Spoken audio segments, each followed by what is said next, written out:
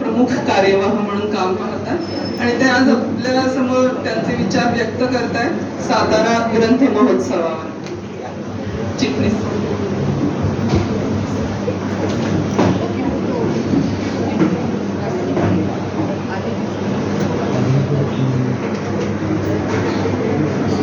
महत्वाचा हा परिसंवाद आहे आणि तो मला इथेच जाणवते असं नाही तर पुण्यामध्ये सुद्धा जाणवला.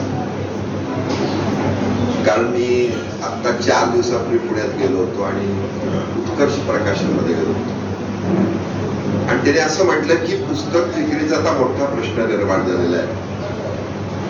गदी माडगुळकरांची पुस्तकं जशी संपायची, व्यंकटेश माडगुळकरांची संपायची, शांता शेळके, आणि आम्हाला जो काही एक प्रकारचा पुस्तक विक्रीला जो परिणाम होता तो आता दिसत नाही.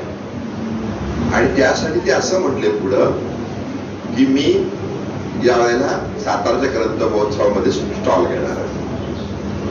दुसरं एक उदाहरण असं घडलं की एका कार्यक्रमामध्ये मी कर्वेंच्या संस्कृती पुस्तकाबद्दल ऐकलं आणि मी हर्डीकरांकडे गेलो देशमुख आणि कंपनीमध्ये. तर त्यांना म्हटलं हे पुस्तक कुठे मिळेल मला? म्हणजे देशमुख कंपनीतच आहे आणि त्यांनी मला ते तिथं भेट दिलं. पण त्यावेळेस सुद्धा त्यांनी तिथं असणाऱ्या ज्या देशमुखांच्या भाची त्यांना पुढे बोलवलं आणि त्या म्हटल्या त्या असं म्हटलं की नाही, या वेळेला तुम्ही सातारच्या ग्रंथ महोत्सवामध्ये स्टॉल लावलाच नाही. त्याचा अर्थ असा झालेला आहे, मगाशी लवटे सरांच्या बोलण्यात आलं की पुस्तक प्रकाशन आता भरपूर होत आहे. पुस्तक लेखक भरपूर झालेत, कवी भरपूर झालेत, कथाकार भरपूर झालेत, कादंबरीकार भरपूर झाले, पण त्यांची पुस्तकं पोचतायत का आणि त्यांची पुस्तकं वाचतायत कोण? विकत घेऊन वाचतायत का? विकत घेऊन वाचतायत. आणि मला आनंदाने सांगितलं पाहिजे की सातारचा ग्रंथ महोत्सव हा महाराष्ट्रातच नव्हे तर देशामध्ये आदर्श झालेला.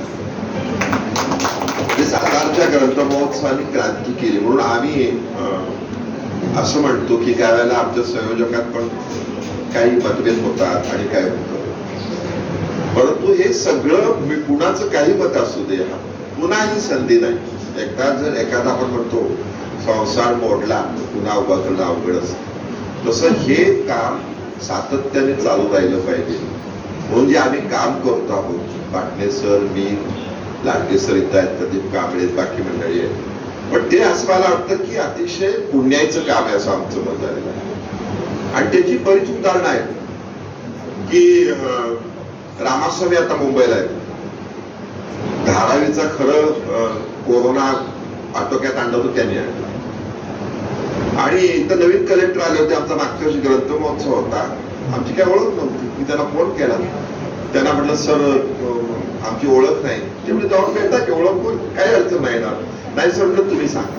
आणि त्यांनी लगेच फोन करून आपल्या ग्रंथ महोत्सवाची माहिती दिली आणि आम्हाला रिस्पेक्ट दिलाय त्या कलेक्टरने. किंवा अश्विन मुदगल यांना जाताना रामास्वामी सांगून गेले. हे मी एवढ्यासाठी सांगतोय की आतापासून जो आपला विषय निघतोय तो जितका महत्वाचा आहे तेवढा इथं असणाऱ्या सर्व साहित्यिकांच्या दृष्टीने महत्वाचा एवढ्यासाठी आहे की आम्ही सुद्धा ग्रंथ महोत्सवामध्ये चाललाय म्हणून बेसावून राहतो का? अर्थ नाही. त्याला एक नियोजन असतं की शाळेतले विद्यार्थी आले पाहिजे. शाळेतले विद्यार्थी आले पाहिजे, कशासाठी आले पाहिजे? तर शाळेतले विद्यार्थी येणं म्हणजे पालक येणं, पालक येणं म्हणजे अजून शेजारची मंडळी येणं. आणि तो जो पॅटर्न झालेला आहे, जे सातारचा ग्रंथ महोत्सव आमच्या संयोजन समितीमुळे यशस्वी होतो का? तर म्हटलं तर हो, म्हटलं तर नाही. सातारा जिल्हा ग्रंथ महोत्सव यशस्वी होतो तो शालेय विद्यार्थ्यांच्यामुळं, शिक्षकांच्यामुळं आणि विशेषतः सातारा जिल्ह्यातील कलेक्टर, SP, चीफ ऑफिसर या सर्वांच्या सहकार्याने. आणि तो तेवढ्या पुरता होत नाही. ही मंडळी सगळी जी बाहेर जेव्हा जातात तेव्हा सातारा ग्रंथ महोत्सवाचा विशेष उल्लेख आहे. पण त्याच्या मागचं खरं कारण काय? म्हणजे लवटे सर आपण जे म्हणताय ते महत्वाचं, त्याच्या मागचं खरं कारण आहे आर्थिक. म्हणजे आपलं हे संमेलन भरवताना असा विचार चालला होता की स्पॉन्सर कोण घ्यायचा का नाही? तर नाही घ्यायचा स्पॉन्सर. स्पॉन्सर घेणं याचा अर्थ तुमची यंत्रणा हळूहळू कमकुवत करणं.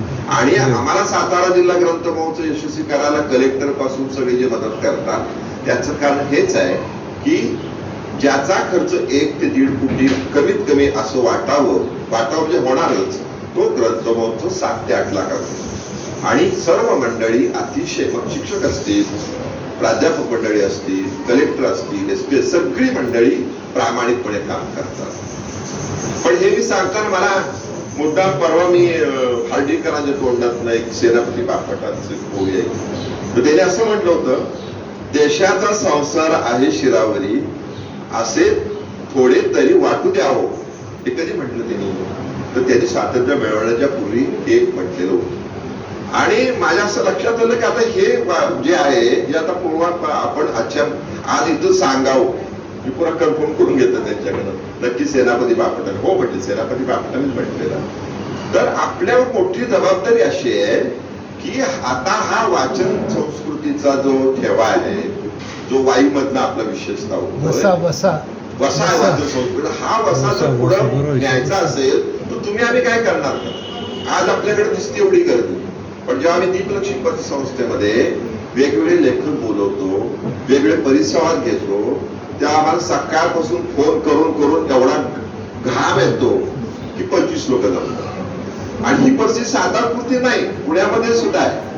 मग आता महत्वाचा मुद्दा आहे की आपल्या साहित्यकृती असतील, कुणाचे असतील, परंतु ह्या जर पुढे जायच्या असतील तर सातारा जिल्हा ग्रंथ महोत्सव जसा उपयोग होतो तसा अशा माध्यमातून छोटे छोटे प्रयत्न होणं ही अतिशय महत्वाची गोष्ट आहे. आज आपण सगळे आलो, आपली पुस्तकं आहेत, आपला ग्रुप आहे, पण आपण स्वतः किती वेळ काढून फिजिकली लोकांचे परिसंवाद ऐकायला जातो की ज्याच्यामुळे आपल्या मनामध्ये वेगळे विचार येतात. म्हणजे बाळासाहेब लबडे यांच्या कादंबरीवर मी पुण्यात आता 27 तारखेला परिसंवाद घेतला. लक्ष्मीकांत देशमुख होते, भारत सासरे होते, बोरगाव होते. पण त्यांनी जे काही लिखाण केलंय ना, तर लक्ष्मीकांत देशमुख असं म्हटलं, या कादंबरी मी 2-3 वाचल्या. भारत शास्त्री म्हटले हे उकळलं जाण्यासारखं आहे. लबडे म्हणजे किती यंग आहे.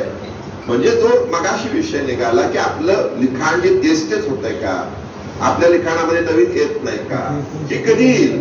हे येण्यासाठी तुम्ही ऐकायला जाणार आहे का नाही, किंवा तुमचे जे काय आहे, आमच्यासारखी मंडळी तर पुण्यामध्ये तुमचे कार्यक्रम सगळे घ्यायला तयार आहे. आपल्याला महत्वाचं याच्या पुढे काय करायचं आहे, तर प्रकाशनापेक्षा सुद्धा तुमच्या पुस्तकावर असेल, इतरांच्या पुस्तकावर असेल, आपण चर्चा घडवून आणल्या पाहिजे. आणि ह्या चर्चा घडवत असताना नशिबाने सातारा ग्रंथ महोत्सव असेल आणि वेगवेगळ्या गोष्टी असतील, या माध्यमातून महाराष्ट्रातले जे प्रमुख लेखक, प्रमुख कवी आमच्या जवळ आलेले आहेत, हे सगळे मोफत यायला तयार आहेत. पण आपण हे करणार का? आपण वेगवेगळ्या पद्धतीतून विचार करताना हा मुद्दा अतिशय महत्वाचा वाटतो. सातारा जिल्हा ग्रंथ महोत्सव हे आम्हाला असं वाटतं की आमच्या आयुष्यात मिळालेलं आम्हाला पारितोषिक आहे, किंवा आम्हाला मिळालेली एक संधी आहे. आम्ही जर ती संधी आयुष्यात गमावली, बाबा मी असू दे, मी असू दे, कुणी असू दे, तर आमच्यासारखी दुर्दैवी पुढे नाही. आम्हाला खरं पारितोषिक महाराष्ट्रात जर मिळालं असेल, आम्हाला खरं काय जे म्हणतो ते मिळालं ते त्या ग्रंथ महोत्सवाने दिलेलं आहे. जसं आपण म्हणतो की अभयसिंहराजे भोसलेंच्या नेतृत्वाखाली जे 93 साली संमेलन झालं सातारचं, सगळं बदलून गेलं, कारण ते अजून सुद्धा संमेलन हे लोकांच्या स्मरणात आहे. जसं आता बाबा महाराज सातारकर गेल्यावर मी तो लिहिला होता, एक छोटासा लेख अर्जंट द्यायचा होता. म्हणजे एखादा परिसंवाद 5:30 ते रात्री 9 पर्यंत चालतो, पुढचे सगळे कार्यक्रम रद्द करावे लागतात आणि 15 ते 20 हजार लोक तो परिसंवाद ऐकतात. हे केवढं मोठेपण आहे. आणि ते मोठेपण तेवढ्यासाठी नाही, सातारची लोक जो आपण म्हटला तसं सातारा जिल्ह्यातली मंडळी ही परिपक्व आहे. ती जी परिपक्व मंडळींची पुढची पिढी आहे, ती पुढची पिढी परिपक्व होती का नाही, त्याच्यासाठी आपल्याला प्रयत्न करणं हे अतिशय महत्वाचं आहे. बाबा महाराज सातारकरांनी संतांचं महत्व सांगितलं आणि त्याच्यानंतर शिवाजीराव भोसले उठले. ते म्हटले संतांनी महाराष्ट्र बुडवला, पण ते वेगळ्या अर्थाने सांगितलं, अध्यात्माच्या बाजूने सांगितलं, विज्ञान किती महत्वाचं आहे सांगितलं. पण बाबा महाराज सातारकरांच्या नंतर बोलल्यानंतर सुद्धा 15,000 लोक, तिथली 20,000 लोक तो परिसंवाद ऐकतायत आणि विज्ञानाच्या बाजूने विचार करतायत. ही सातारची पार्श्वभूमी आहे. हे सगळं जे आहे ते आपल्याला मिळण्यासाठी आपण वेगवेगळे प्रयत्न केले पाहिजेत. सातारा जिल्हा ग्रंथ महोत्सवामध्ये आम्ही फक्त ग्रंथ महोत्सव करत नाही, तर सातारा जिल्हा ग्रंथ महोत्सवापासून अतिशय म्हणजे शाळा इथं उपस्थित आहेत, त्यांची मुलगी पहिलीपासून ग्रंथ महोत्सव. सातारा जिल्हा ग्रंथ महोत्सव सगळ्यात महत्वाचं काम काय असेल तर कथा कादंबरी लिहिणारी पिढी निर्माण करणं नाटकामध्ये काम करण्यासाठी भीती निर्माण करणं, कविता करणं निर्माण करणं, त्याहीपेक्षा वाचन संस्कृती वाढवण्यासाठी उपयोग करून घेणं आणि आम्ही त्यात यशस्वी झालो. आमच्या पहिल्यांदा 2-3 महिने त्याची तयारी तर असतेच, परंतु शालेय विद्यार्थ्यांच्या स्पर्धा घेऊन ती मुलं पुढे नेत आहोत. आणि सगळ्यात आनंदाची बाब म्हणजे इंग्रजी माध्यमाच्या शाळेतली मुलं मुली मराठीत येऊन बोलतायत, ही एक अतिशय आनंदाची बाब आहे. त्याच्यामुळे मला 2 गोष्टी सुचवायची वाटतं की एक लेखक प्रकाशक संमेलन झालं, त्यावेळेला एक विषय हर्डीकरांनी मांडला, तो अतिशय महत्वाचा आहे आणि तो मला असं वाटतं की ग्रंथमहोत्सवात होईलच, पण या आपल्या ग्रुपच्या माध्यमातून होईल. त्याच्या पुढच्या कालावधीमध्ये वाचन पुरस्कार देता आला पाहिजे आणि तो आपण या ग्रुपच्या माध्यमातून चालवतोय. काय वाचतोय, कारण लेखक प्रकाशक संमेलनामध्ये हीच भूमिका मांडली गेली. आता पुढ्याकडे उलटा करा, तुम्ही काय होतं, गणी माडगुळकर, शांता शेळके, भरपूर नावं, ही सगळी आपली उच्च लेवलला होती. पण आता जो आहे हा वाचक महत्वाचा आहे. त्यामुळे वाचक हा टॉपला पाहिजे आणि मग बाकीच्या सगळ्या गोष्टी पाहिजेत आणि त्या दृष्टिकोनातून चर्चा होणं, त्या दृष्टिकोनातून आपण प्रयत्न करणं हे अतिशय महत्वाचं आहे. मी पुन्हा एकदा सांगू इच्छितो आपल्याला की सातारमध्ये आम्ही जो प्रयत्न करतो, नुसतं सातारमध्ये नाही, मला असं वाटतं सर पुण्यामध्ये मी पहिला असा निघा आहे की त्यांनी ही एक सिस्टीम चालू की काय नाही, चर्चांवर जोर द्यायचा. म्हणजे उदाहरणार्थ भारत शास्त्रीयांची जेव्हा निवड झाली संमेलनाचे अध्यक्ष म्हणून, तर आम्ही वेगळा प्रयोग केला. अख्खा दिवसभर भारत शास्त्रीयांच्या अनुवाद, कथा, कादंबरी, कविता, नाटक हे सगळ्यावर चर्चा घडवून आणली आणि त्याचं पुस्तक प्रकाशित केलं. आणि त्यामुळे जे पुण्यामध्ये वाचवण आता तयार होत चाललेलं आहे, पुण्यात आम्ही अजिबात बाकी नाही कार्यक्रम, साहित्यावर चर्चा आणि विशेषतः सातारची मंडळी तिथं जेव्हा येतील, जसं मानेंचा आपण उल्लेख केला, मानेंच्यावर पुण्यामध्ये देवानंद सोनटक्के बोलले, अरुणताई ढेरे बोलल्या, सुनीता राजे पवार बोलल्या, बरेच बोलले. पण हे सगळं पुण्याकडे सरकलं पाहिजे. जी आता किशोर बेडके यांनी एक खंत निर्माण केली सांगितली, पण मी त्यांनाही सांगू इच्छितो, जो पण आपली सातारची मंडळी सगळी पुण्याकडे गेली पाहिजे. जसं बघा पूर्वी पुढे आमदार लोक कुठे राहायचे, तर सातारला राहायचे. आता आमदार लोक सुद्धा पुण्याकडे स्थायिक होत चालले. आपल्याला पुण्याकडे जाणं, पुण्याचा सगळा जो काही या साहित्यामधला जो अर्थ आहे, त्या साहित्यामधले वेगवेगळे प्रकार आहेत, वेगवेगळ्या गोष्टी आहेत, जे नवीन येत आहे ते होण्यासाठी आपण तयार राहिलं पाहिजे. जसं डॉक्टर क्षितिजा पंडित यांचं आता पुस्तक कवितांचं प्रकाशित होते पुण्यामध्ये, पण त्या पुण्यामध्ये त्यांचं जे कार्यक्रम होईल तो विशेषतः त्यांच्या कवितांवर चर्चा होईल, ज्यासाठी हे सगळं महत्वाचं आहे. त्यात आता मी एकच सांगेन जो उल्लेख अतिशय महत्वाचा आहे, पुरस्कार हे आपल्याला नवी दिशा देत असतात. मला आठवतंय की आमच्या सगळ्या ग्रंथ महोत्सवावर डॉक्टर नरेंद्र दाभोळकरांची कायम एक त्यांचा पगडाव आणि त्यांच्याशी बोलायचं. आम्हाला त्यांनी पहिले साहित्य अकादमीच्या सगळ्या लेखकांना ज्याला पुरस्कार मिळाले त्याच्यावर परिसंवाद द्यायला हवा. ती जी दृष्टी आहे, ती दृष्टी असणारी किशोर बेडके माणसं आपल्याकडे सातारमध्ये आहेत. जसं आपल्याला मुद्दाम सांगू इच्छितो, किशोर बेडके यांचा सगळ्यांनी पूर्ण उपयोग करून घेतला पाहिजे. आणि ते कसे काय मोठे नाहीत, 54 सालचा जन्म आहे त्यांचा. आणि जाता आता मगाशी तुम्ही पांढऱ्या केसावर बोलला, त्याचं एकच उदाहरण देऊन मी माझं भाषण संपवतो. पुण्यामध्ये हर्डीकरांचा 74वा वाढदिवस होता. आम्ही सगळे बसलेलो होतो. हर्डीकर बोलायला उठले.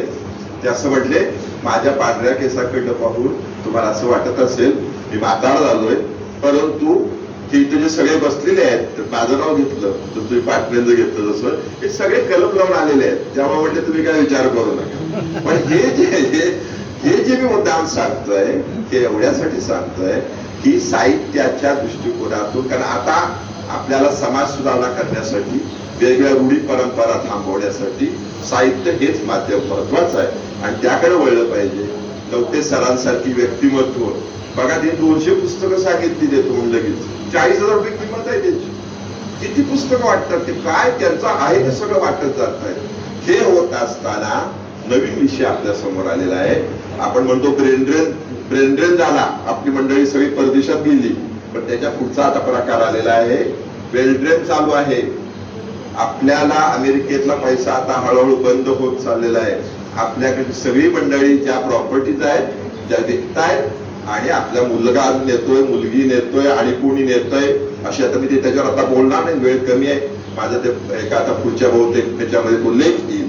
परंतु वेल ड्रेन सुद्धा चालू झालेलं आहे आणि दुसऱ्या बाजूनी आपण जे म्हणतो की आता सरांनी जे वाक्य वापरलं, माझं जे ग्रंथालय त्याला पारसपोट, हे जे मुद्दे आहेत हे मला वाटतं अतिशय महत्वाचे आहेत. पुन्हा एकदा सातारचा ग्रंथ महोत्सव हे सातारचा आता एक प्रकारचं मान झालेला आहे, सन्मान झालेला आहे. त्यात जसा सगळ्यांचा सहभाग तसा सहभाग सातार मधल्या वेगवेगळ्या परिसंवादाला आपण ठेवूया एवढी अपेक्षा व्यक्त करतो आणि माझे 2 शब्द संबोधन. यानंतर मी आमंत्रित करते श्री श्रीराम नानल यांना. सर आपल्या आम्ही पुस्तक प्रेमी समूहाचे सक्रिय सभासद आहेत. त्यांना वाचनाची आणि लोकसंग्रहाची आवड आहे आणि ते समाज माध्यमावर सक्रिय असतात. आज ते आपल्याशी बोलतात. वेळ 10 मिनिटावर 7 मिनिटावर आले, 7 मिनिटावर गजर राहावा म्हणजे पुढच्या डिले होणार नाही. तर आजचा जो विषय दिलेला आहे समाज माध्यमे आणि वाचन चळवळ, तर मगाशी आता हेच सगळे उल्लेख करायची मी सरांच्या भाषणात. तर मी सुद्धा 71+ आहे आणि मला असं वाटायला लागलं की इथे शैलेश कर्णिकर बसले, विशाल देशपांडे बसले, तरुण वर्ग जो ह्या बाबतीत जास्त सक्रिय आहे त्यांना एखादी संधी द्यायला पाहिजे होती की काय असं मला वाटायला लागलं. पण विषय नियामक मंडळाच्या मिटिंगमध्ये ज्यावेळेला हा विषयाचा मी आग्रह धरला तेव्हा चिटणीस म्हणून हा विषय तुम्हीच म्हणला, मी त्याला काही इंटरॅक्शन शेअर करतो. मित्र, समाज माध्यमाला आता चालणार नाही म्हणजे सुरुवात मी एक बाजू सांगितली, काही बाबतीत मी त्यांच्याशी सहमत पण ते आपण टाळूया. पण माझ्या छोट्या दृष्टीला या समाज माध्यमाचं जे काही सामर्थ्य दिसतंय तर ते अमेझिंग आहे. आणि आपण ही पुस्तक चळवळ जेव्हा ज्यावेळेला राबवतोय, प्रसार करतोय, तर मला असं वाटतं की समाज माध्यम हे या बाबतीतलं एक इम्पॉर्टंट साधन आहे. मी शस्त्र म्हणत नाही, मी टूल म्हणतोय, साधन. आणि सगळ्यांनी जर आपण त्याच्या बाबतीत जर सक्रिय झालो, अर्थात मी निवृत्त आहे आता आणि माझी काही घरची थोडीशी कामं सोडली तरी, म्हणजे मग अशी सर म्हणाले की आपल्याला हात नाही, पण ज्येष्ठ नागरिकांना हात असतात. पण घरातली महिला सुद्धा ज्येष्ठ नागरिक झालेली असते आणि ते थोडीफार मदत करायलाच लागते. तर ती जागा मी मोकळा असतो. तर मी 2-3 उदाहरणं देतो आणि नंतर माझ्या दृष्टीने जे काही 2-3 कॉन्क्रीट प्लॅन मी आज सभेपुढे ठेवणार आहे ते सांगतो. तर त्या समाज माध्यमाचा काय फायदा होतो की मी आमच्या पार्टीमध्ये राहणाऱ्या दांडेकर सरांचं धर्मक्षेत्र पुस्तक वाचलं, 3दा वाचलं आणि नंतर मला त्याच्या महाभारताची नवीन परिभाषा कळली. आणि ज्यावेळेला ती समाज माध्यमावर गेली तर अनेक ठिकाणच्या लोकांना ते भावलं आणि त्या पुस्तकाची चौकशी करायला लागली. दुसरं मला एक दुसरी 2-3 उदाहरणं द्यावीशी वाटतात की ज्यावेळेला लालसिंग चड्ढाचं अनाउन्समेंट झाली, म्हणजे त्यावेळेला अमेरिकांना कॉपीराईट मिळालेले पण नव्हते. तर लगेच मी फॉरेस्ट गंप बद्दल लिहिलं. फॉरेस्ट गंप 93 सालचा ऑस्कर अवॉर्ड विनर सिनेमा होता. त्या सिनेमाबद्दल लिहिल्यामुळे लालसिंग चड्ढाबद्दल, त्या सिनेमाबद्दल लोकांच्या मनात एक वेगळा विचार निर्माण झाला.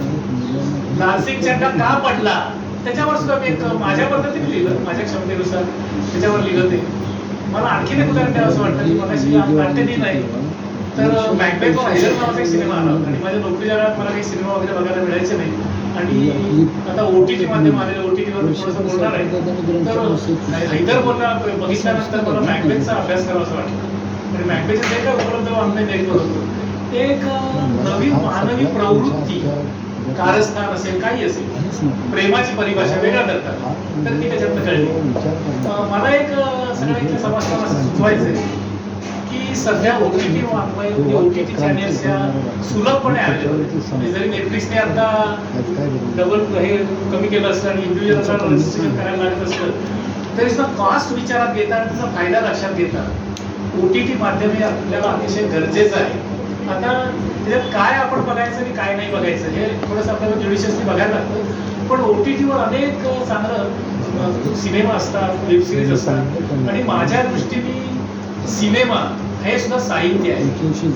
म्हणजे गांधीजींच्या सरळ पेटकारांचा उल्लेख केला तर मला जेव्हा गांधीजींचा सरळ बघायचं होतं, ऐकायचं तटस्थपणे मला मूल्यमापन माझ्या दृष्टीने करायचं होतं, तेव्हा मी गांधीजींचे 6-7 सिनेमा OTTवर बघितले. त्याच्यातला शेवटचा सिनेमा बघितला रोड टू संगम म्हणून हॉटस्टारवर परिसरावरचा सिनेमा आहे. अप्रतिम सिनेमा, अप्रतिम सिनेमा, कोणालाही माहिती नाही. तर OTTचा हा जर वापर आपण ज्युडिशियसली केला तर खूप आपल्याला चांगल्या गोष्टी कळू शकतात. आपलं विश्व समृद्ध होऊ शकतं, त्याच्यावर आपण लिहू शकतो, आणि माझ्याकडे आता वेळ असल्यामुळे मी आता OTT वर काय बघावं याचं फ्री काउन्सिलिंग सुरू केलेलं आहे. चांगल्या चांगल्या कलाकृती असतात. म्हणजे परदेशात माझ्या मुलाच्या वयाची जी मुलं आता परदेशात त्याच्यावर असतात ते सुद्धा मला फोन करतात, काका काय बघू आज या शनिवारी. तर मी माझ्या पद्धतीने सुचत असतो. अनेक चांगल्या कलाकृती आहेत आणि त्याचा आपल्या वाचन प्रसाराशी संबंध होऊ शकतो.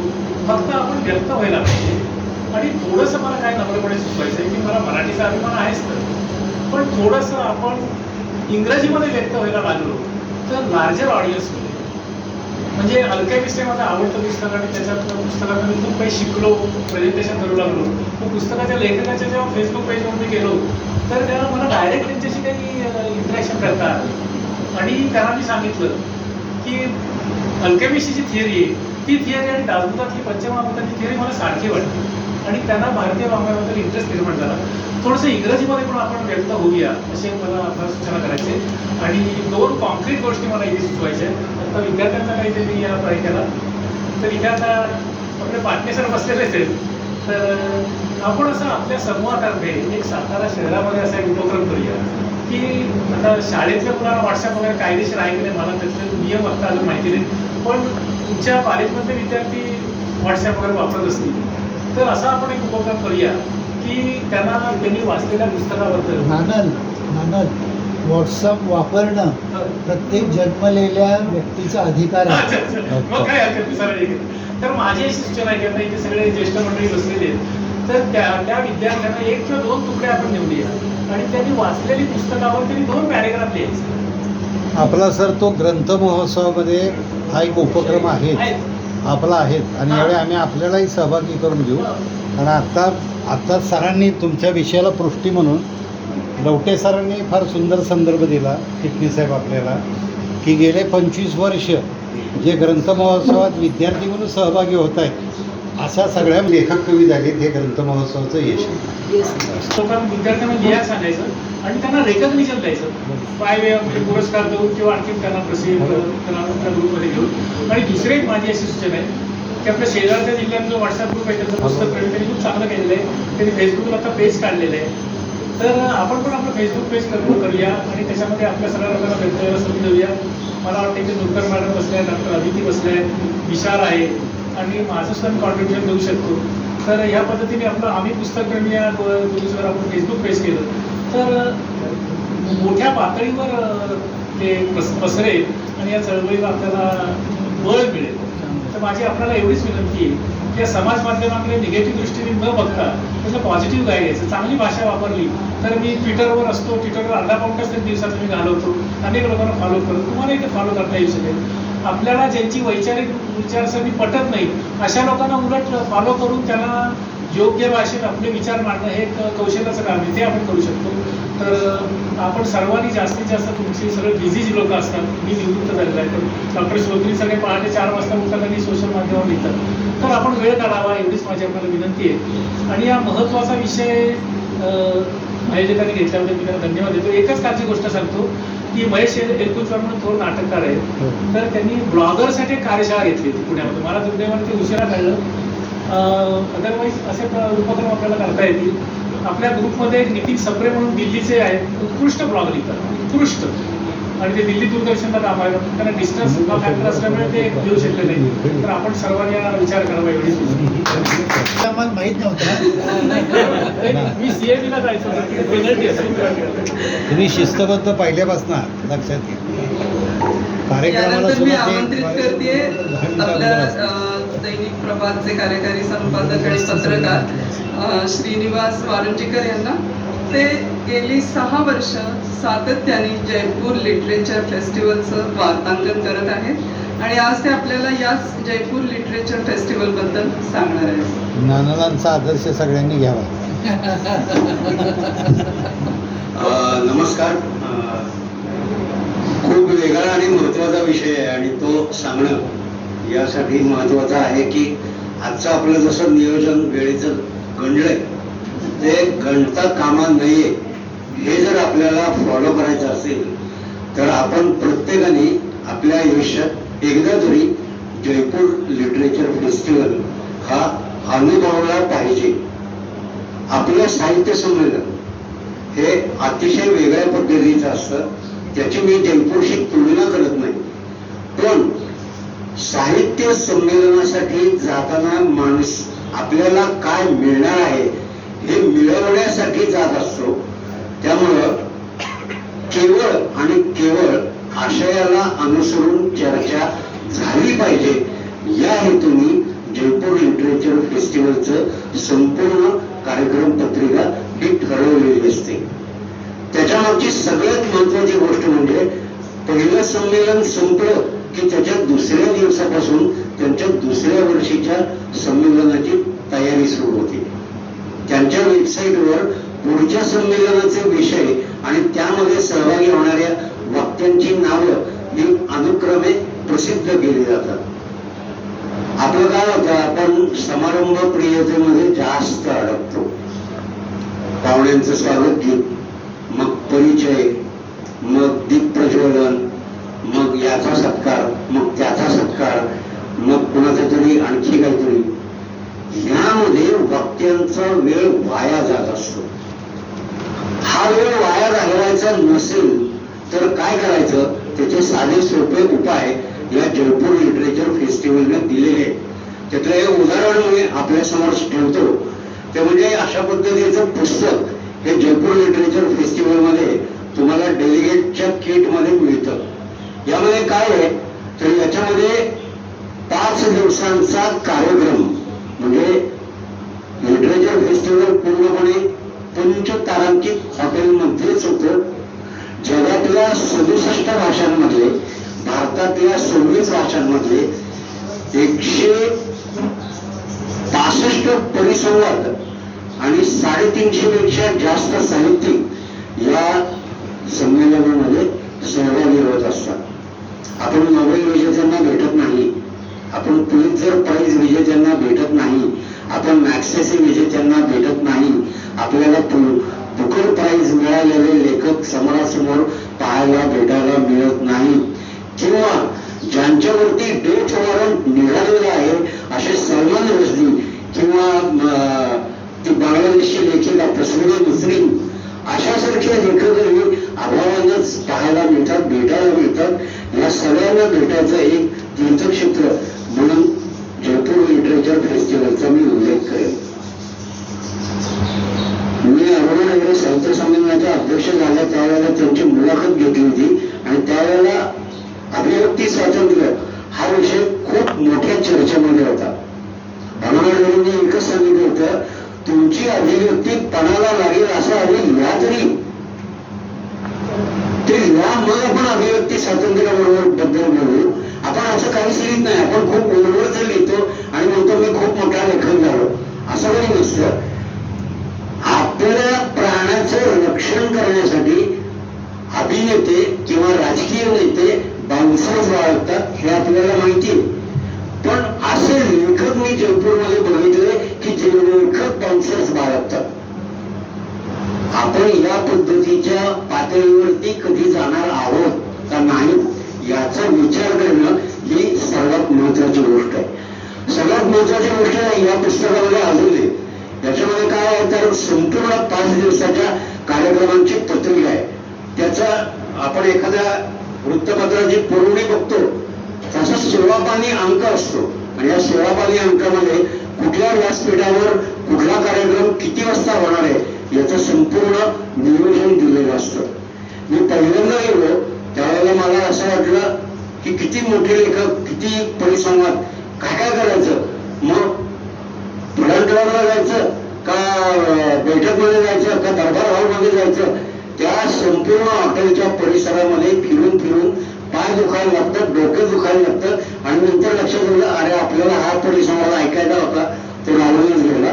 पुढल्या वर्षीपासून मी शहाणा झालो, हे पुस्तक घ्यायचं, याच्यावरती आपल्याला जे अटेंड करायचं त्याला मार्क करायचं आणि तिथं जाऊन बसायचं.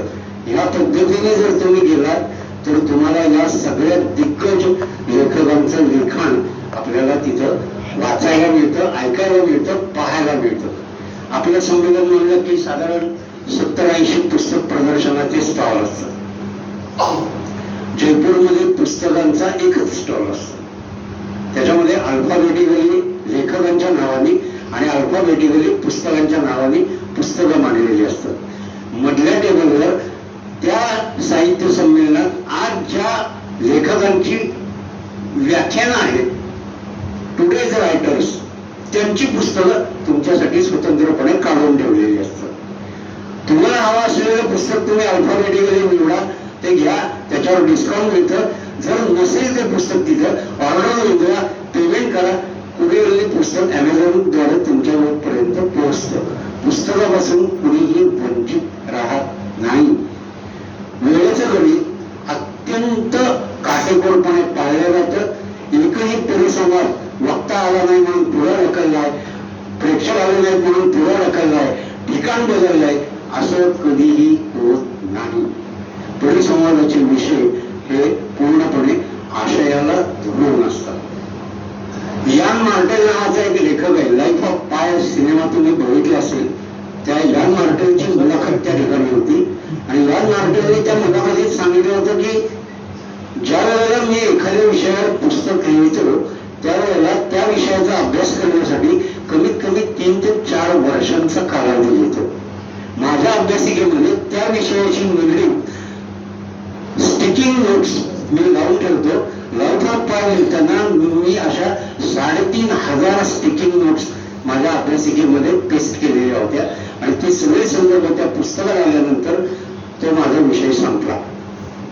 फाइंडिंग राधा नावाचं एक पुस्तक त्या ठिकाणी प्रसिद्ध झालं होतं. त्याच्या आधी एक फार महत्वाची गोष्ट सांगतो. मगाशी लवटे सरांनी अष्टावधानाचा उल्लेख केला.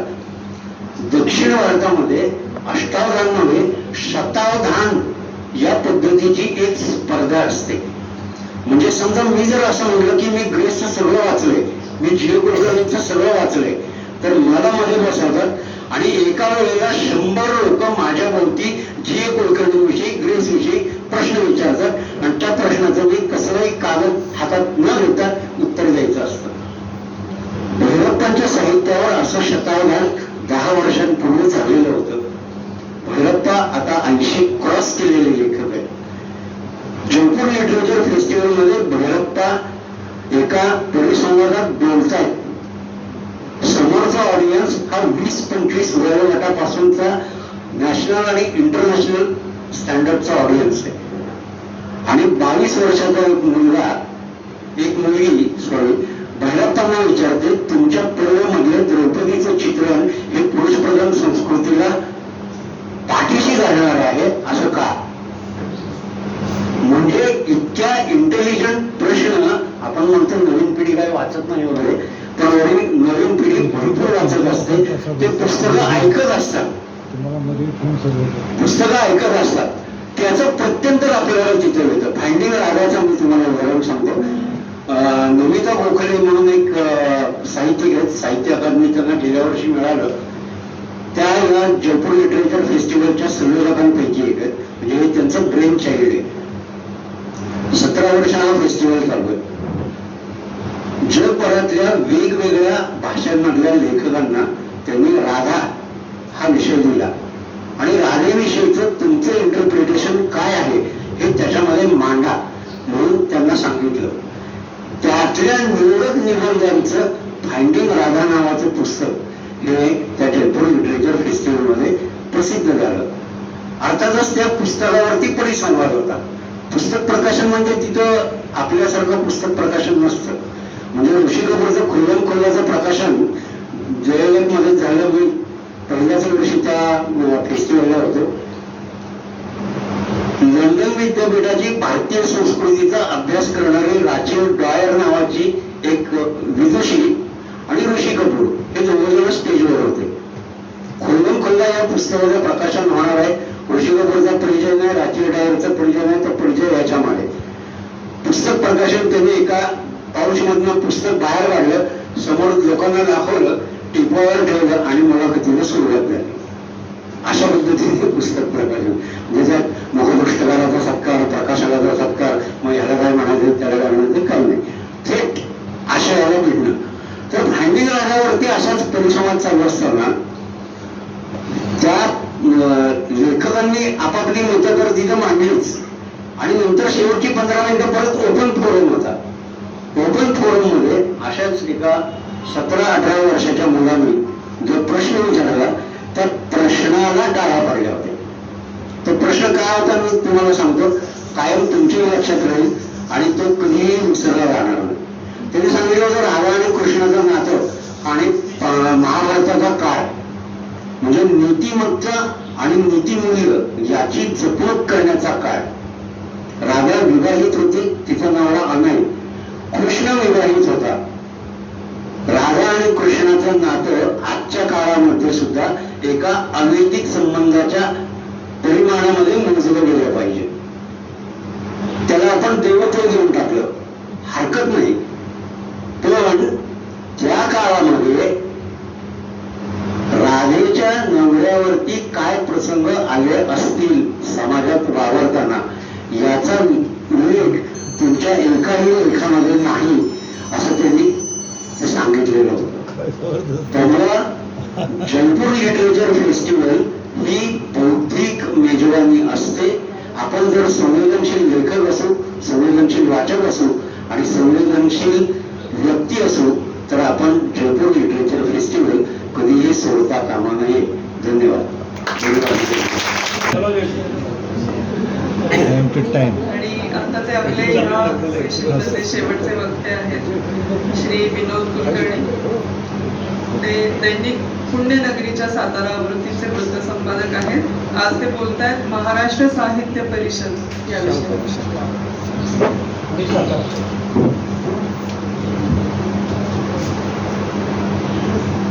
महाराष्ट्र साहित्य परिषद ही साहित्य संस्थांमधली आद्य संस्था आहे. म्हणजे पहिलं ग्रंथकार संमेलन झाल्यानंतर या संस्थेची स्थापना झाली आणि पुण्याच्या बाहेर पहिलं संमेलन साताऱ्यात झालं. ते 1903 साली झालं आणि त्याच्यानंतर साताऱ्यात साहित्य परिषदेचं जे काम चालू झालं ते शंकर सारडा यांच्या रूपाने 1993 साली खऱ्या अर्थानं म्हणजे 1903 ते 1993 100 किलोमीटरचा प्रवास करायला साहित्य परिषदेला 90 वर्ष लागली आणि 1993 नंतर 1911 पर्यंत साहित्य परिषदेत एकाही सभासदाची वाढ झाली नाही. एवढं मोठं काम साहित्य परिषदेचं सातारा जिल्ह्यात झालं. म्हणजे जी माणसं काम करत होती कदाचित त्यांना भीती वाटत असेल की अनेक 4 माणसं ह्यात आली तर उजगोळ आपल्या हातात गेलं तर काय होईल, 50 माणसांच्या हातात येते चांगले म्हणून मला वाटतं कदाचित श्री चिटणीसांपासून यशवंत पाटणींपर्यंत अनेकांना पुण्यात जाऊन स्वतःचं सभासदत्व घ्यावं लागलं. साताऱ्यात त्यांना ते मिळालं नाही.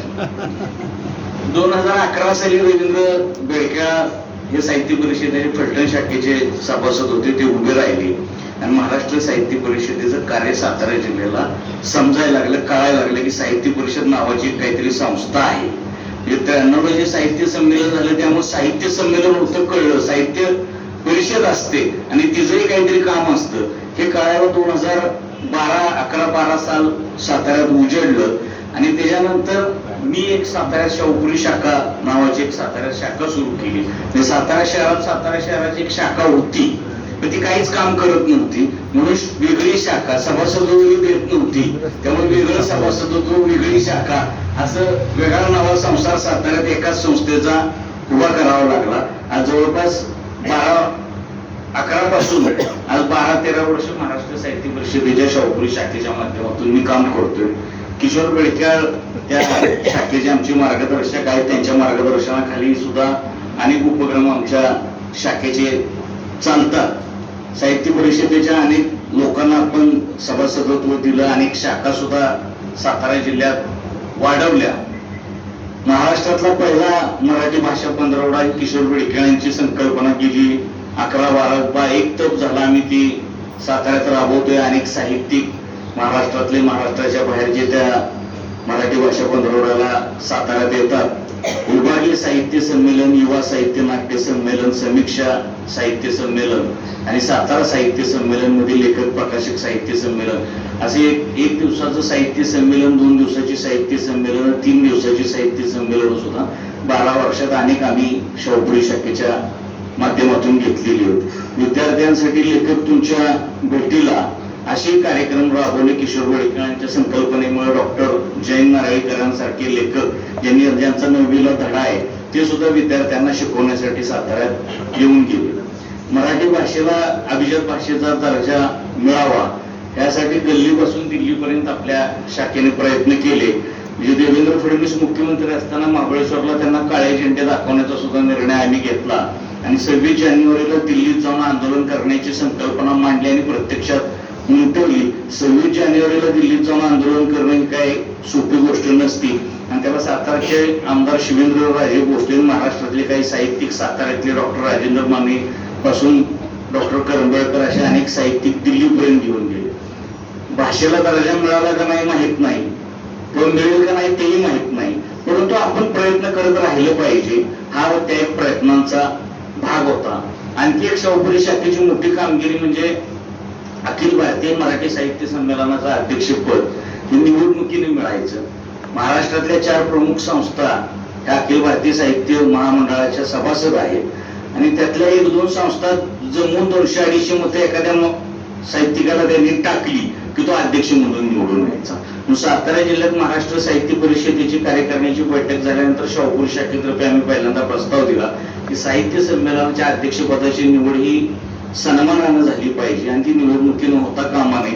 कारण अनेक लोक निवडणुकीच्या राजकारणात भाग घेत नाहीत आणि मग चांगली लोक बाजूला राहतात. महाराष्ट्र साहित्य परिषदेने तो ठराव केला. नंतर अखिल भारतीय साहित्य महामंडळात सुद्धा तो ठराव झाला.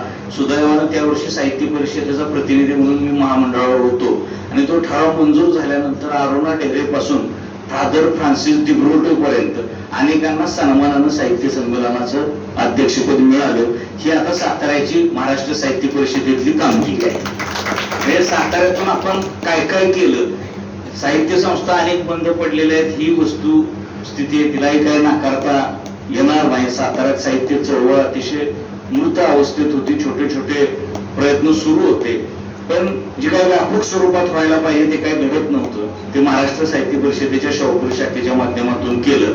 आम्ही प्रवेश केल्यानंतर सातारा जिल्ह्यातला एकतरी साहित्यिक दरवर्षी अखिल भारतीय साहित्य संमेलन, कवी संमेलनात असतो किंवा परिसंवादात असतो, ही एक आपली कामगिरी. त्यानंतर स्नेहल दामले म्हणून आपण एक सूत्रसंचालिका बघतो की ज्या सातारच्या आहेत, त्या हल्ली शरद पवारांच्या मुलाखतीपासून मोदींच्या कार्यक्रमापर्यंत सूत्रसंचलन करतात. तर त्यांना सुद्धा व्यासपीठ महाराष्ट्र साहित्य परिषद शाहूपुरी शाखेमुळे मिळालेलं आहे. शाहूपुरी शाखेच्या विभागीय साहित्य संमेलनात आपण त्यांना सूत्रसंचलन करण्याची संधी दिली आणि तिथून साहित्य परिषदेने त्यांना सासवडचं अखिल भारतीय साहित्य संमेलन आणि मुबांचं साहित्य संमेलन ह्या 2 साहित्य संमेलनामध्ये संधी दिली आणि आता त्या साताऱ्यातून पुण्याकडे गेल्या. म्हणजे श्री चिटणीस म्हणजे पुण्याकडे गेला की माणूस मोठा होतो, तर ते आता पुण्यातच असतात. साताऱ्यातल्या कार्यक्रमांना सुद्धा त्यांना वेळ मिळत नाही, इतकं त्यांचं काम पुण्यात वाढलेलं आहे. आणि त्या आपल्या पुस्तकप्रेमी ग्रुपच्या सुद्धा सभासद आहेत. डॉक्टर संदीप शुक्रीन पासून त्या अनेक माणसं आता साहित्य परिषदेमध्ये काम करतात, सभासद म्हणून काम करतात, लेखक म्हणून काम करतात. अनेक लेखकांची पुस्तक प्रकाशन आणि वेगवेगळे कार्यक्रम आपण साहित्य परिषदेच्या माध्यमातून सातत्याने घेत असतो. आता आम्ही पुस्तकप्रेमी संस्था सुद्धा जी सुरू झालेली आहे त्यामध्ये सुद्धा आम्ही साहित्य परिषदेचे अनेक सभासद त्यामध्ये सक्रिय आहोत. महाराष्ट्र साहित्य परिषदेचं काम जरी 100 वर्षापूर्वी सुरू झालं असतं तरी सातारकरांचं योगदान त्याच्यामध्ये असं आहे की औंधच्या राजानं साहित्य परिषदेची जी इमारत आहे ती औंधच्या राजानं दिलेल्या जागेवर उभी आहे. 999 वर्षाच्या करारानं ती जागा दिलेली म्हणजे कायमस्वरूपी दिल्यासारखी आहे. आणि फलटणचे राजे जे होते, मालोजी राजे, त्यांनी त्यावेळेस सभागृह बांधण्यासाठी 5 लाख रुपये दिलेले होते त्या साहित्य परिषदेला. हे सातारकरांचं महाराष्ट्र साहित्य परिषदेमध्ये मोठं योगदान आहे. तरी सुद्धा आपण त्यापासून काही अंतर लांब राहत होतो किंवा काही अंतर दूर राहत होतो. आता राजकारण हे चालूच असतं. राजकारणी लोकांना साहित्यामध्ये इतकं ते पोजळ आणि इतकं विचार स्वातंत्र्यानं बोललं जातं, कारण जे एका बाजूला चाललेलं आहे, पण राजकारणाला बाजूला ठेवून सुद्धा काम होत नाही. सातारा नगरपालिका मराठी भाषा पंधरवड्याला आर्थिक सहकार्य करत असते, त्याला कारण 2 राजांचा पाठिंबा आपल्या साहित्य परिषदेला मिळत असतो. पहिलं मी माझ्या साहित्य परिषदेत काम न करता साहित्यिकांशी संवाद असावा म्हणून कविता महाजनांना ब्रड कादंबरीच्या निमित्तानं साताऱ्यात बोलवलेलं होतं आणि एका आमच्या शाहूपुरी शाखेचं गुजराती अर्बन सोसायटीच्या त्यांच्या हस्ते उद्घाटन घेतलं होतं. शिवेंद्रराजे ऐकायला आले होते. ऐकायला आल्यानंतर शिवेंद्रराजेंनी लगेच 2 दिवसांनी मला सांगितलं की अशा कार्यक्रमांना मला बोलवत जाऊ नका, इतकं 2 तास बोलतात आणि आम्हाला त्याची भीती वाटते. आणि त्यानंतरचा शिवेंद्रराजेंचा प्रवास असा आहे की ते एक साताऱ्यात साहित्य संमेलन व्हावं त्याची सगळी जबाबदारी घ्यायला मी तयार आहे. इथपर्यंत त्यांचा प्रवास आपण घडवलाय. ते नाही म्हणले तरी आपण त्यांना पकडून प्रवाहात आणलं पाहिजे. सगळे घटक आपण त्या प्रवाहामध्ये आणले पाहिजे. हे शरद पवारांना सुद्धा मी एक पत्र लिहिले की मराठी भाषेला अभिजात भाषेचा दर्जा मिळवण्यासाठी जर आपण प्रयत्न केले तर त्याचा काहीतरी फायदा होईल. शरद पवार एकदा सेंट्रल हॉलमध्ये जाऊन मोदींना भेटले, माझ्याशी आधी फोनवर बोलले आणि मोदींना भेटले. देशभरात बातम्या आल्या की शरद पवार मोदी भेट राजकारणात उलटा पालत होणार, पण मराठी भाषेला अभिजात भाषेचा दर्जा मिळावा याचा उल्लेख कुठल्याही बातमीपत्रामध्ये नव्हता. म्हणजे ही सगळं घडत असतं, एक दिसत असतं वेगळं, आपल्यापर्यंत पोहोचत असतं तिसरं. अशा सगळ्या गोष्टी घडत असतात. वारुंजीकर आमचे साहित्य संमेलनाच्या अध्यक्षपदाची निवडणूक लढवायची त्यांची संधी मात्र मी एवढं घेतली. त्यामुळं अशाही गोष्टी उलट्या पालट्या घडत असतात. साहित्य क्षेत्रात सुद्धा भ्रष्टाचार होतो. सातारा तुम्ही नियुक्ती करा. नियुक्ती सातारा शाखेत सुद्धा भ्रष्टाचार झाला. त्या भ्रष्टाचारावर मी आवाज उठवला, त्यामध्ये गुन्हा दाखल केलाय, आरोपी त्यामध्ये झाला. आजही खटला चालू आहे. माणसाला शिक्षा लागावी अशी काही आपली भूमिका नाही, तर साहित्य क्षेत्रात सुद्धा भ्रष्टाचार असता कामा नये यासाठी सुद्धा आपण काम करतो. तर साताऱ्यातला साहित्य परिषदेचा प्रभाव हा 100 वर्षामध्ये जेवढा वाढला नाही तेवढा गेल्या 10-12 वर्षामध्ये वाढलेला आहे. आणि साहित्य परिषदेमध्ये काम करत असताना कार्यकर्त्यांची कमतरता जाणवती. कार्यकर्ते आता नवीन साहित्यिक क्षेत्रामध्ये येत नाहीत. लेखकांची संख्या वाढत चालली, कवयित्रींची संख्या वाढत चालली, पण कार्यकर्त्यांची संख्या कमी कमी होत चालली. माझ्या पुस्तकाचं प्रकाशन असेल तर मी काम करेन, माझ्या कवितेचा सहभाग असेल तर मी संमेलनाला जाईल, अशी वृत्ती समाजात. माझं काय नाही ना, मग मी कशाला जाऊन, मला कुठं बोलवलंय, आम्ही पण कवी आहे, मग दर्जा आहे का नाही ते कोणी तपसायचं नाही, आम्हाला कोणी काही विचारतंय का नाही. म्हणजे मी विभागीय साहित्य संमेलन साताऱ्यात घेतलं तर त्यावेळेस लोकांनी आमचा सहभाग नाही, आता आम्हाला माहितच नसेल तुम्ही कवी आहात का नाही, तर आम्ही कुठलं शोधून आणायचं. तर आम्ही पुस्तकप्रेमी समूहाच्या माध्यमातून अनेक कवी आणि लेखकांची ओळख झालेली आहे. त्याचाही उपयोग साहित्य परिषदेच्या व्यासपीठावर केला जाईल अशी ग्वाही देतो आणि माझे 2 शब्द थांबतो. राजधानी मानून त्याच्यापर्यंत पुस्तकं पोहोचवण्यासाठी प्रयत्न करणं कसं गरजेचं आहे हे अधोरेखित केलं गेलं. मी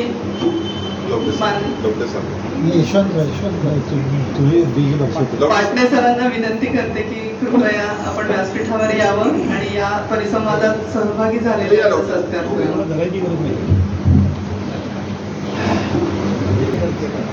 या श्रोत्रीकडे आहे ना.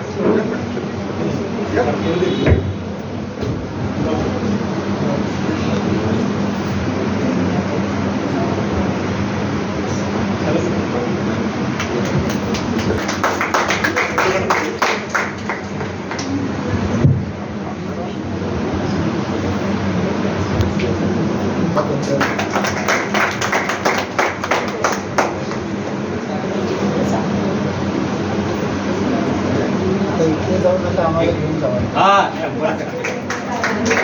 जाऊया सर आपण. लवटे सरांनी की त्यांनी या पुस्तकाचं विमोचन करावं.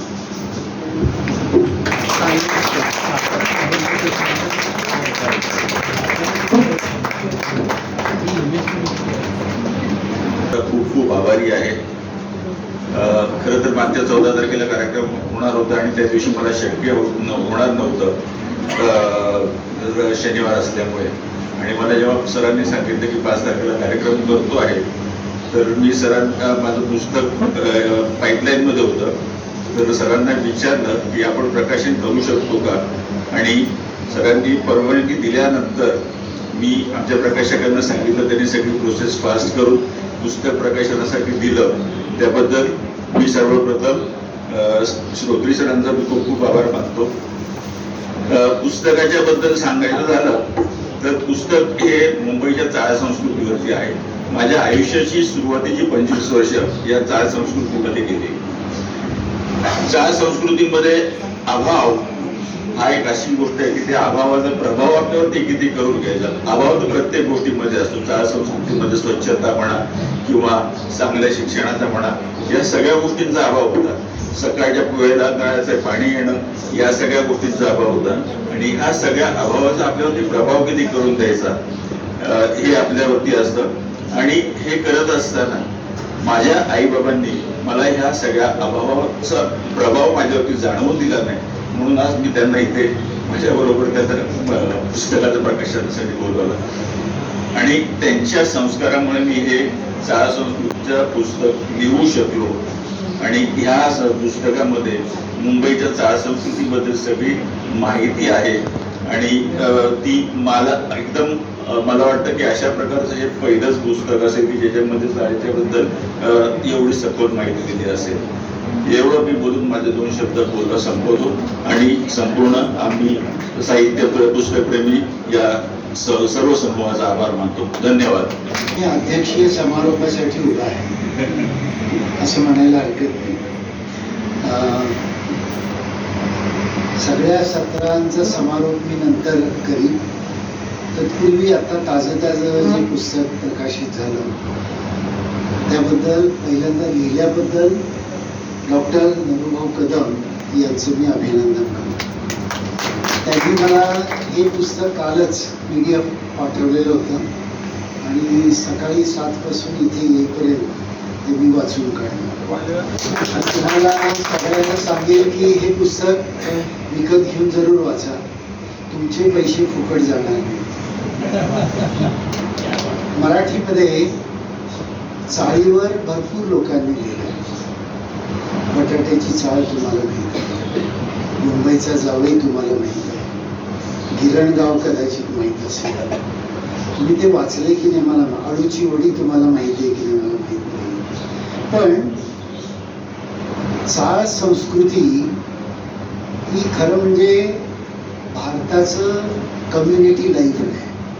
कम्युनिटी लाईफ याचा अर्थ असा की आता आपण परग्रहावर राहतो. म्हणजे काय, तर शेजारी कोण राहतं ते आपल्याला माहीत नसतं. म्हणजे पुण्याला गेलात कुठल्या अपार्टमेंटमध्ये बेल वाजवली आणि त्यांना असं विचारलं की श्री चिटणीस इथे राहतात का, काही कल्पना नाही. आम्ही इथे राहतो. आम्ही इथे राहतो याच्या पलीकडे ज्या जगाला माहीत नाही त्या जगाच्या पार्श्वभूमीवर चाळ म्हणजे कोणतंही खाजगीपण लपवता येत नाही असं ठिकाण. मोकळं ढाकळं जगायचं असेल तर चाळीत राहिलंच पाहिजे. आणि जगायचं कसं म्हणजे या चाळवा चाळव ही शब्द फार छान आहे, मला आवडला. चाळवा चाळव याचा अर्थ असा की चाळ संस्कृतीमध्ये तुम्ही राहिलाय की नाही, कोणाला कोण राहिले चाळीमध्ये? एवढे भाग्यवान लोक, बाकी सगळे दुर्भाग्य. मी राहिलेलो आहे. हा, पण मुंबईची चाळ आणि साताऱ्याच्या चाळीमध्ये फरक आहे हे पण मला सांगायला पाहिजे. सातारची चाळ, कोल्हापूरची चाळ, सोलापूरची चाळ म्हणजे एका लाईनीत असलेली घरं. मुंबईची चाळ म्हणजे बहुमजली इमारत, जिन्याखालची जागा ह्याच्यात वाचा. हो, जिन्याखालच्या जागेत मुंबई जन्माला येते. जिन्याखालच्या जागेत मुंबई जन्माला येते. जिन्याखालच्या जागेत दारू अड्डा असतो. जिन्याखालच्या जागेत पत्ते रंगतात. जिन्याखालच्या जागेत रात्र पडल्यानंतर भेटी होतात. तुम्ही जर आळूची वडी वाचली, आमचे जयवंत दळवींची एक कथा आहे आळूची वडी, ती मुद्दाम वाचा, तुम्ही मिळवून वाचा. झालेलं असतं असं की चाळीमध्ये खालच्या मजल्यावरून वरच्या मजल्यावर लाईन मारली जाते. ती कला पण आहे बरं का, ती कला पण आहे. आणि ती लाईन अशी मारायची की कुणाला कळता पण कामा नये लगेच. म्हणजे फर्टाईल होईपर्यंत, आपलं प्रेम फर्टाईल होईपर्यंत कळता कामा नये अशी दक्षता आपण घ्यायला लागते. त्या चाळीमध्ये खालचा मित्र वरच्या मैत्रिणीला असं सांगतो की आज आपण अमुक वाजता भेटायचं. कुठे भेटायची जागा काय, तर 2 मजल्यामधला जिना म्हणजे सज्जा ती भेटायची जागा. यांच्या दुर्दैवाने असं होतं की ते दोघं ठरलेल्या वेळेप्रमाणे आपल्या खोलीतून बाहेर पडतात, जिन्यावर येतात आणि लाईट जाते. जिन्यावरची चाळीची लाईट जाते. आता भेटायचं तर ठरलेलं आहे, नक्की तीच आलेली असणार, म्हणून मी वर जातो आणि दिसेल तिला मिठी मारतो. आमचं ठरलेलं असतं की तिला मिठी मारायचं अंधारात वगैरे कुठे. त्याच्या दुर्दैवाने मधल्या काळामध्ये ती वर असताना शेजारची दुसरी मावशी खाली उतरली.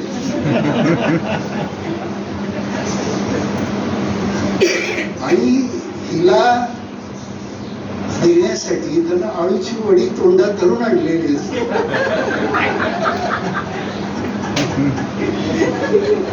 मावशीच्या तोंडात आळूवडी जाते आणि मावशी ओरडते आणि मग जो बोभाटा होतो प्रेमाचा, त्याची ती कथा आहे. आता एवढ्या संक्षिप्त वर्णनावरून कथा किती भारदार असेल ही तुम्ही वाचलेली पाहिजे, पण त्याच्यापेक्षा भारदार हे पुस्तक आहे. त्याच्यापेक्षा भारदार हे पुस्तक आहे. एवढंच मी सांगतो. फार तुमची जिज्ञासा मी ताणत नाही. या लेखनाबद्दल यांचं अभिनंदन करतो. या वर्षीचं साहित्य अकादमी पारितोषिक याला मिळावं इतक्या दर्जाचे पुस्तक आहे. मिळेल नाही मिळेल ते काही माझ्या हातात नाही, पण नक्की दर्जेदार पुस्तक आहे. हे केवळ उपचाराने मी म्हणत नाही. मी हसत हसत इतका आलो या प्रवासात. मला आज पहिल्यांदा कोल्हापूर ते सातारा मधलं काही दिसलं नाही या पुस्तकाशी. मी सकाळपासून माझं भाषण सोडून तुमची भाषणं मनापासून ऐकली, परिसंवादातले विषय ऐकले, आणि माझ्या असं लक्षात आलेली गोष्ट आहे की आजपर्यंत मी साताऱ्याचं जे वैभव मानत आलेलो होतो त्याच्यापेक्षा कितीतरी दसपट वैभव सातारा परिसरामध्ये साहित्यिक आहे. विशेषतः किशोर बेडकेहाळ, डॉक्टर माने आणि तिसरे आमचे वक्ते मधु नेने यांचं ऐकत असताना माझ्या असं लक्षात आलं की साताऱ्यामध्ये साहित्यिक परंपरा किती मोठी आहे. पण मी माझा अनुभव म्हणून सांगतो की त्याच्यापेक्षा ती नक्की विस्तृत आणि महाराष्ट्रावर सांस्कृतिक ठसा उमटवेल अशी ती सातारची परंपरा आहे. डॉक्टर मानेंचं व्याख्यान ऐकत असताना, ते विचार ऐकत असताना माझ्या लक्षात आलेली गोष्ट अशी आहे की बोली सगळ्या मरत आहे. जगभरच्या बोली मरत आहेत, भाषा पण मरत आहे. माझं एक पुस्तक आहे, तुम्ही केव्हा तरी वाचा. मी काही माझ्या पुस्तकाचा प्रचार करतो असं कृपया समजू नका. भारतीय भाषा आणि साहित्य नावाचं एक पुस्तक आहे, साधनेनं काढलेलं आहे. त्याच्यामध्ये भारतातल्या 24 भाषांचा मी परिचय करून दिलेला आहे. तो करून देताना 24 भाषांच्या भाषा आणि साहित्याचा परिचय करून देताना त्याला पाठराखण लिहायची होती. तर म्हटलं संपादकांनाच म्हटलं, प्रकाशकांना की तुम्ही लिहा. तर त्यांनी विनोद शिरसाटांनी त्याच्या मागे 4 ओळी लिहिलेल्या आहेत कुसुमाग्रजांच्या. त्या ओळी काय होत्या तर त्यातल्या 2 ओळी अशा की भाषा मरता देशही मरतो, भाषा मरता देशही मरतो आणि मग संस्कृतीचा दिवा विझे, आणि मग संस्कृतीचा दिवा विझे. भाषा मेली की संस्कृती आपोआप मरून जाते. तेव्हा संस्कृती मरायची नसेल तर भाषा टिकली पाहिजे. न्यूयॉर्क टाइम्स नावाचं जे जगप्रसिद्ध दैनिक आहे ते दैनिक त्यांनी एक रिवाज पाळलेला आहे. तो काय पाळलेला आहे की जगातली कोणती भाषा मेली ते कसं सिद्ध होतं तर ती भाषा बोलणारा शेवटचा माणूस मेला की ती भाषा पूर्णपणे मरते.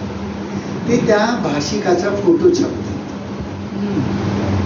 Today this language is totally dead, आणि त्या माणसाचा फोटो छापतात आणि थोडं त्या भाषेबद्दल एक परिचय देतात. गणेश देवींनी असं सांगितलंय की गेल्या 50 वर्षात केवळ भारतामध्ये 200 बोली मेल्या.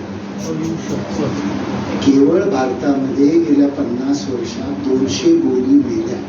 याचा अर्थ त्या भाषांचा पाया मरून गेला, त्या भाषेचं मूळ मरून गेलं. बोली का टिकवायची असं जर तुम्ही मला विचाराल, मगाशी किशोर बेडकेळांनी फार चांगला शब्द वापरला, सांस्कृतिक पर्यावरण. सांस्कृतिक पर्यावरण टिकायचं तर बोली टिकली पाहिजे याचं भान डॉक्टर माने यांनी त्यांच्या व्याख्यानात करून दिलं. तर हा परिसंवाद माझ्या दृष्टीने, ज्याला आपण आय ओपनर म्हणतो, अंतर्मुख करणारा असा तो संवाद वाटला. दुसरा जो संवाद होता तो पुस्तक प्रकाशन ते वाचक, म्हणजे पुस्तक प्रकाशनातून वाचक घडतो असा त्याचा सूर होता त्या परिसंवादाचा. त्यामध्ये शिरीष चिटणीसांनी इथल्या ग्रंथ महोत्सवाबद्दल सांगितलं. हा ग्रंथ महोत्सव एकदा मी केव्हा तरी आलेलो होतो म्हणण्यापेक्षा तुम्ही अध्यक्ष तुमचं अनुकरण करून. तुम्ही अध्यक्ष होता हो, माहित आहे, अध्यक्ष होतो. पण तुमचं शिकून आम्ही कोल्हापूरला उसण्या अवसानं, मीच खरं म्हणजे नाचत नाचत 5 वर्ष तो ग्रंथ महोत्सव केला. पण माझ्या बरोबर नाचणारे दमल्यामुळे मला थांबले. तर नाच रंगायचा तर फेर धरणारे लागतात. नाच रंगायचा तर फेर धरणारे लागतात. तुमचं मी किती कौतुक करू की 25 वर्ष तुम्ही फेर धरायला. हादगा नुकताच येऊन गेला. हादग्याचं वैशिष्ट्य असं की हादगा रमतो, भोंडला रमतो ते हातात हात असतात तोपर्यंतच. हात सुटले की हादगा थांबतो. तुम्ही हादगा 25 वर्ष थांबू दिला नाही, त्याबद्दल तुमचा अभिनंदन करतो. यामध्ये श्रीराम नानल यांनी व्हॉट्सअप ग्रुप आणि चॅटिंग आणि ब्लॉग ही जी नवी अभिव्यक्तीची साधनं आहेत याच्याबद्दल जे सांगितलं, त्या निमित्ताने नानल ऐकताना माझ्या डोक्यात आलेली गोष्ट मी सांगतो. जसं शिरीष चिटणीस ऐकताना माझ्या डोक्यात आलेली गोष्ट मी लगेच यशवंतरावांना सांगितली, तसं नानल ऐकताना माझ्या डोक्यात आलेली गोष्ट अशी आहे, ती मला मोकळेपणाने सांगितलं पाहिजे की तुम्ही तुमच्या या वाचकप्रेमी समूहामध्ये एक माणूस 8 दिवस काहीतरी पुस्तकाबद्दल लिहितो, बरोबर ना? आणि 7 दिवस लिहितो, आठवडा साजरा करतो. मला त्याचा जो ऍडमिन कोण आहे तुम्हीच आहात. मी त्या ऍडमिनला एक विनंती करणार आहे की तुमचा ग्रुप सुरू झाल्यापासून तुमच्या ग्रुपवर जे जे लिहिलं गेलं असेल त्याचं एक पुस्तक करा. कारण नाहीतर ते श्रोत्रींच्याच खिशात तुमचा ग्रुप राहील.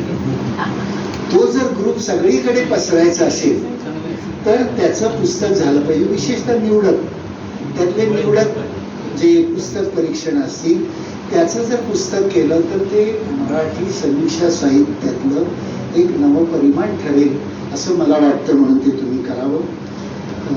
माझ्याकडे भरपूर स्वप्न असतात, मी आपली वाटत जातो. वरुणजीकरांनी आश्वासन दिलेलं आहे की ते आपल्याला सगळ्यांना जयपूरला घेऊन जाणार आहे. 1 फेब्रुवारी ते घेऊन जावं असं मी म्हणून. म्हणजे असल्या इथल्या म्हणजे 2 प्रकारची संमेलनं असतात, एक लोकल असतं आणि ग्लोबल असतं. लीट फेस्टिवल जे आहे जयपूरचं ते ग्लोबल आहे, आमचं लोकल आहे. लोकल वरुणजीकर ऐका तुम्ही आमचं ऐकाल, तुमचं आम्ही ऐकलं तर आमचं तुम्ही ऐकलं. तर लोकल संमेलन असतं ना ते मोकळं ढाकळच असलं पाहिजे. ह्याला जयपूर फेस्टिवल करू नका, हे असंच असू द्या, असंच असू द्या. म्हणजे यामध्ये जी आत्मीयता आहे ती आत्मीयता जयपूर फेस्टिवलमध्ये नाही. मी एकदा जाऊन आलो पण ती आत्मीयता तिथे नाहीये. तिथे सगळं हाय हॅलो हा एवढंच असतं. तसं करू नका. इथे जी आत्मीयता आहे ती आत्मीयता लीट फेस्टिवलमध्ये कशी जाईल, ते लोक असे हसतील, ते लोक कसे बोलतील, ते लोक मोकळे कसे होतील, असा एक्सपोर्ट टुरिझमचा प्रयत्न तुम्ही करावा असं मी तुम्हाला सांगेन. तिकडची आयात इकडे नको, इकडची निर्यात तिकडे झाली पाहिजे असं मला सांगावंसं वाटतं. विनोद कुलकर्णी हे वस्ताद निघाले बरं का. हे मसापला वटणीवर आणण्याचं काम हे काही सोपी गोष्ट नाही. 1903 नंतर आजपर्यंत वटणीवर आणणारा एकमेव कोल्हापुरी पैलवान साताऱ्यात जन्माला आला, याबद्दल त्यांचं अभिनंदन. हे सगळं गमतीचा भाग सोडून देऊ आपण, पण तुम्ही ज्या प्रकारची चर्चा या संमेलनात केली त्यामुळे साहित्य कशाशी खातात हे समाजाला हळूहळू कळेल आणि असे ग्रुप शहरोशहरी वाढावेत म्हणून तुमच्या या ग्रुपचा प्रचार आता मी तर जाईल तिथे करीनच. त्याच्याबद्दल श्रोत्री मला काय मानधन देणार आहेत मला माहित नाही. पण मी नक्की असं सांगेन की हा पेटलेला दिवा जागोजागी पेटत राहिला पाहिजे. दिव्यानं दिवा लावणं नावाची जी गोष्ट आहे ती मी करण्याचा प्रयत्न करीन. मला या पहिल्या संमेलनाचा तुम्ही पाहुणा केल्याबद्दल तुमचे मनापासून धन्यवाद. आज आपण इथे उपस्थित राहिलात आणि आम्हाला सर्वांना खूप मोलाचं मार्गदर्शन केलं. आम्ही सगळेजण मनापासून तुमचे आभारी आहोत. आत्ताचं हे जे प्रकाशित झालेलं पुस्तक आहे चाळवा चाळव, हे इथे विक्रीसाठी उपलब्ध आहे. त्याची किंमत आहे 350 रुपये आणि आजच्या दिवस ते सवलतीच्या किमतीमध्ये म्हणजे रुपये 280 फक्त या किमतीमध्ये उपलब्ध आहे. लेखकाची सही असावी. पाटासारखी किंमत काय ठेवली यानंतर सुलभ किंमत ठेवा. 20% यानंतर आपण सर्वजण भोजनाचा आस्वाद घेऊच या, कारण खूप जणांना भूक लागली आहे, खूप जणांच्या गोळ्या आहेत, मला सगळं माहिती आहे. फक्त आपल्या सर्वांचा उत्कंठा वाढवणारा दुसरं सत्र जे आहे त्याच्यामध्येही एक परिसंवाद आहे आणि त्याचबरोबर आपल्या सर्वांना व्यक्त होण्याची जी संधी आहे आणि एकमेकांचे परिचय करून घ्यायचे, हे सगळं थोड्याशा विश्रांतीनंतर. आणि ही विश्रांती